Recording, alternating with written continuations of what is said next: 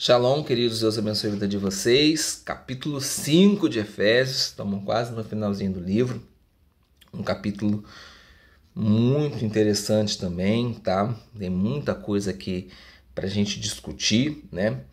Então, ele começa dizendo que nós devemos imitar a Deus, né, como filhos amados. Lembrando que ele está falando para os gentios a priori, tá?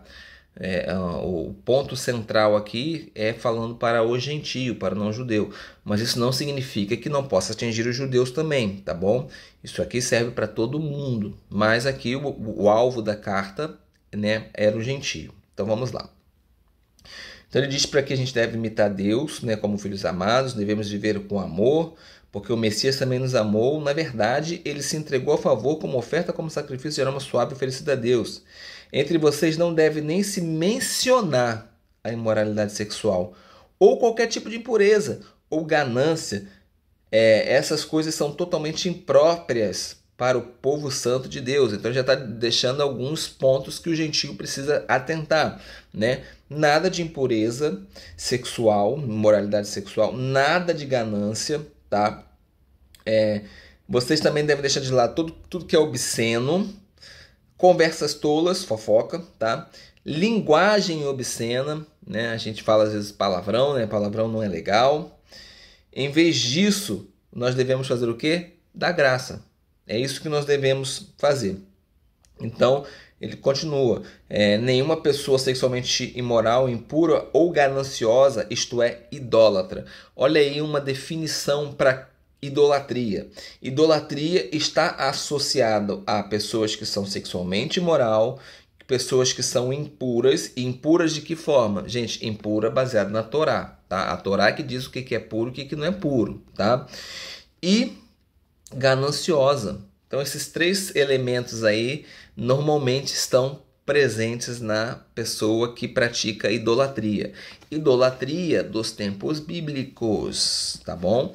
O idólatra dos tempos bíblicos, o pagão do tempo bíblico, ele ia para o templo do seu deus ou da sua deusa, e lá normalmente ele se envolvia em atos sexuais ilícitos, em utilização de bebida alcoólica em demasia, né, em excesso, e uso muitas vezes de drogas para poder estar entrando em contato com o oculto, tá? Então esse é o ponto. A idolatria de hoje, ela precisa ser vista da forma correta, tá? Para um judeu, aí eu vou usar o exemplo dos meus irmãos católicos, não tô de maneira nenhuma menosprezando a fé de vocês, tá? Mas eu vou usar como exemplo porque é como o judeu pensa, tá? Quando ele vê, por exemplo, alguém em ação de idolatria junto a uma imagem de um santo, qualquer outra coisa, aquilo ali para ele não é idolatria. Para o judeu não é. Para o judeu aquilo é loucura. É considerado como loucura, tá? Idolatria para o judeu é quando você pega algo que pertence a Deus e dá para uma outra pessoa. Então, por exemplo, tem um trovão no céu, um relâmpago, desce aquele relâmpago bonito. Aí a pessoa fala assim, não, o Thor está chateado. Dando um exemplo, tá? E aí isso é idolatria, porque o relâmpago é uma manifestação do poder de Deus, não é uma manifestação de um outro Deus. Então quando você pega algo que é de Deus e atribui para outro, aquilo chama-se idolatria, tá? Mas Paulo define bem aqui três elementos interessantes, né? Sexualmente imoral, impuro e ganancioso, isto é, idólatra. E essas pessoas não têm parte no reino de Deus, tá? Quem são essas pessoas, Juliano? É Deus que vai julgar, tá? Não sou eu. Que ninguém os engane com conversas inúteis, tá? E essas conversas inúteis aqui, que Paulo complementa, né? Por causa dessas coisas, o juízo de Deus sobrevém aos desobedientes. Eu acredito que deva ser conversas inúteis a respeito, literalmente, de tentar convencer a pessoa que seguir Jesus não vale a pena, que as coisas de Deus não valem a pena. Algumas pessoas que vêm pra gente nos dias de hoje querendo dizer pra gente, não, isso aí você não faz isso aí não, falando, mas tá escrito. Não, isso aí passou, deixa isso aí pra lá, isso aí, sabe? Tem gente que faz isso na igreja ainda, tá? Então, não se associem a eles, conselho de Paulo, tá? E aí ele começa falando assim, ó, vocês também eram trevas, mas agora unidos ao Senhor são luz, vivam como filhos da luz, porque o fruto da luz está em todo tipo de bondade, justiça e verdade. Porque o fruto da luz está em todo tipo de bondade, justiça e verdade. Tentem determinar o que agradará ao Senhor. Então é isso que Deus espera da gente, tá? Filhos da luz aí é uma metáfora, né? É muito comum da época de Cristo, tá? Não tem nada a ver com o espiritismo, com os nossos irmãos espíritas, mas os essênios e alguns judeus piedosos, eles utilizavam esse tipo de expressão, tá? Era uma expressão para referenciar os eleitos de Deus, tá? Então isso é um vocabulário comum para a época, tá? E aí ele vai dizer, né, para a gente não ter nada comum com as trevas, né, para a gente expor as trevas, né, na luz tudo é revelado. E aí ele vai dizendo, aí ele para ali e fala assim, ó, desperte do minhoco, levante dos mortos, e o Messias brilhará sobre você, a parte B do versículo 14, né? Essa citação aí não é do Tanakh, não é do Antigo Testamento, não, tá? Assim como os essênios, tá? Os primeiros cristãos, eles tinham o costume de cantar hinos, tá? Hinos de louvor, né? Principalmente ao alvorecer, né? Ao início do dia ali, né? E a referência era o sol da justiça, tá? Mas não é o sol da justiça como adorando o sol, não. O sol está nascendo e você está adorando o sol, não, tá? O sol da justiça, né, é uma referência clara a Cristo, a Deus. Então, eles adoravam a Deus no raiar do dia, no alvorecer. Agora eu estou me perdido se alvorecer é nascer ou o descer do céu. Mas, né, amém. Eu acredito que alvorecer seja o nascimento. Eu confesso a você que eu fiquei na dúvida. Fiquei na dúvida mesmo aqui agora. Depois a gente procura no final. Bom, então isso aí provavelmente na parte de um cântico, tá? Falei no vídeo passado, existem vários pedacinhos de cânticos no Novo Testamento. Bom, aí ele vai pedir para você ter cuidado como você conduz a sua vida, você tem que conduzir de forma sábia. Aí ele dá um exemplo aqui, gente, isso aqui é para os dias de hoje, parece que isso aqui foi escrito para agora, né? É o versículo 16, usem bem o tempo, porque os dias são maus. Usem bem o tempo, né? Não sejam tolos. Tentem entender qual é a vontade do Senhor. E isso aqui foi escrito para hoje, né? E ele vai dar vários exemplos. Não se embriague com vinho, né? Para você não perder o controle, né? Não pode beber demais. Pelo contrário, se você quer se encher, encha-se do Espírito Santo.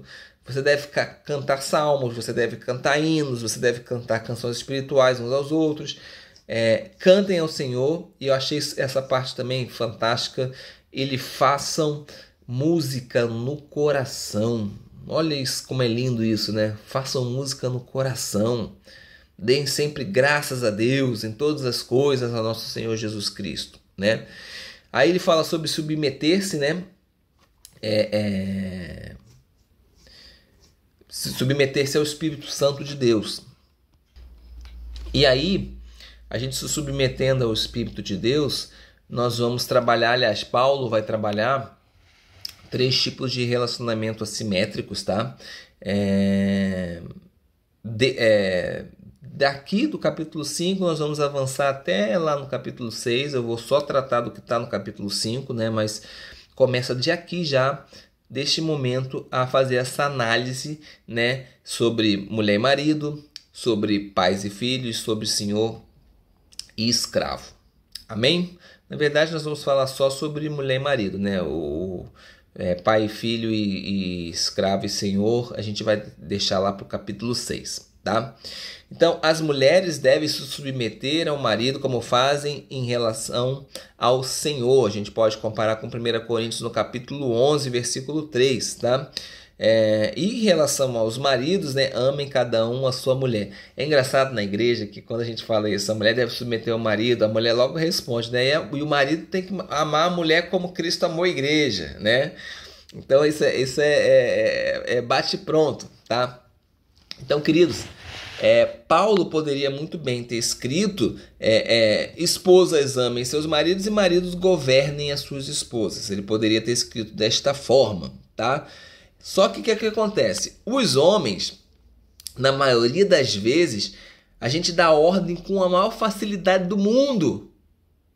Maior facilidade do mundo. Homem dá ordem com facilidade, mas muitas vezes nós temos dificuldade de transmitir o amor. Isso de forma efetiva, né? A gente tem essa dificuldade, tá? A gente ainda mais quando o padrão é tão alto ao ponto de que a gente tem que amar como o Messias amou a igreja. É muito difícil. Em contrapartida, as mulheres geralmente consideram fácil transmitir o amor. É natural para elas, elas expressam o amor com muita facilidade. Só que elas têm dificuldade de aceitar a autoridade do marido. Então vejam bem que coisa interessante. O homem deve amar a sua mulher, mas o amor para ele é difícil. Governar é fácil. A mulher deve se submeter à autoridade do marido, não necessariamente amar, está escrito. Claro, amar é natural, mas vamos se ater somente ao texto, né? Então, a mulher tem que obedecer, tem que se submeter. E para ela é fácil amar, mas para ela se submeter é extremamente difícil. Então, quando a gente tem casamentos aí egocêntricos, né, normalmente as discussões vão ocorrer em relação a mulheres que não conseguem se submeter aos seus maridos e a homens que não conseguem amar suas esposas, tá? Agora, quando o casamento é pautado nas coisas de Deus, as discussões vão acontecer. Mas aí eu parto de uma situação completamente diferente, onde o marido já está consciente de que ele precisa amar a sua esposa e a esposa está consciente de que precisa se submeter ao seu marido. Então, quando esse tipo de coisa acontece, Jesus ele é coparticipante deste relacionamento. E ele dá a base, ele que dá a maneira como nós devemos pensar, tá? Então ele fica ali no meio para intermediar essa discussão. Então, se você é homem, coloque na sua cabeça que você precisa amar a sua esposa. Você precisa se esforçar para isso. E se você é mulher, você precisa se esforçar, se submeter. Homem, a sua mulher deve se submeter a você, mas não significa que ela é sua escrava, que você é um ditador e que tudo que você determina é lei. Não é assim que as coisas funcionam. Ouvir é fundamental. A mulher é um ser extremamente inteligente. Deus colocou ela para ser sua ajudadora. Não para disputar com você uma posição dentro de um relacionamento, dentro de uma casa. Então ouça a sua mulher, porque ela tem boas ideias. Vai ter momentos onde você vai ficar na dúvida entre o posicionamento dela e o seu posicionamento e você vai fazer uma escolha. Essa escolha cabe a você. Mas você precisa dar suporte à sua esposa, você precisa amá-la, você precisa... Eu até brinquei com a minha esposa ontem, quando li o texto, falei, olha, eu tô pecando contigo aqui. Ela tá fazendo dieta, eu falei assim, ó, tá dizendo aqui que eu tenho que te alimentar. E eu não tô te alimentando, você tá fazendo dieta. Eu tô brincando. Então, a gente tem que ter essa condição, tá? Então, ele vai dizer que cabeça da mulher é o seu marido, né? Então, assim, sendo cabeça, ele é responsável por tomar a frente, né? Por criar condições de vida conjugal adequadas, tá? Só que, para ele fazer tudo isso, o primeiro ponto, o tópico principal, é que ele tem que fazer isso de forma amorosa, né? O ensinamento, ele é amoroso, né? Então, antes que você espere que sua esposa se submeta a você, antes que você espere a submissão dela, primeiro, haja com amor. Primeiro seja amoroso, para depois você esperar a submissão da sua esposa. Então isso é extremamente importante, tá? Bom, já partindo aqui para finalizar o vídeo, tá? Só para a gente deixar aqui uma curiosidade, né? No versículo 26, lá no finalzinho, a gente diz assim, ó, a fim de separá-lo para Deus, como que purificando mediante ao batismo. Deve estar escrito batismo na sua Bíblia, né? Ou imersão. Aqui na minha escrita está escrita imersão na mikvê, tá? Mikvê é um tipo de banho ritual, tá? Antes da cerimônia de casamento, a mulher ela deve entrar nessa mikvê, um tanque, né? Um tanque como se fosse um tanque de batismo, tá? E aí ela vai ser purificada, né? Ela vai ser preparada para o Kiddushin, tá? O Kiddushin nada mais é do que ser separado para Deus, tá? Isso é extremamente natural. E ele fala sobre uma igreja, né? Sobre um corpo sem mancha, ruga ou qualquer coisa semelhante, tá? Se a gente for fazer um paralelo com Cânticos, Cântico dos Cânticos, capítulo 4, versículo 7, vai estar escrito assim: você é toda linda, né? Minha querida, em você não há defeito algum, né? Então, a gente faz esse paralelo, né, sobre a noiva sem defeito. E outra coisa, condição exigida para sacrifício, ser sem mancha, sem defeito algum, tá? Isso é característica de sacrifício. Os sacrifícios tinham que ser, não podia ter defeito, não podia ter mancha, não podia ter nada disso, tá? Então, o que Deus espera da gente como igreja é uma tentativa, uma busca incessante. Mesmo que a gente não consiga, mas nosso coração tem que estar firmado em buscar todos os dias ser puro, todos os dias ser santo, todos os dias ser separado. Amém? Então, no capítulo 6, a gente vai abordar aí sobre filho e pai, sobre senhor e escravo, e a gente vai finalizar ali o capítulo 6 de Efésios com a armadura de Deus, né? Que também tem um papel fundamental. E eu queria até tentar fazer um paralelo, por mais difícil que seja,